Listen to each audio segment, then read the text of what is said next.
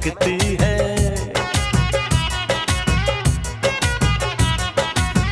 तेरी खुशबू मेरी सांसों में जो महकती है, बस यही बात ज़माने को बुरी लगती है, बस यही बात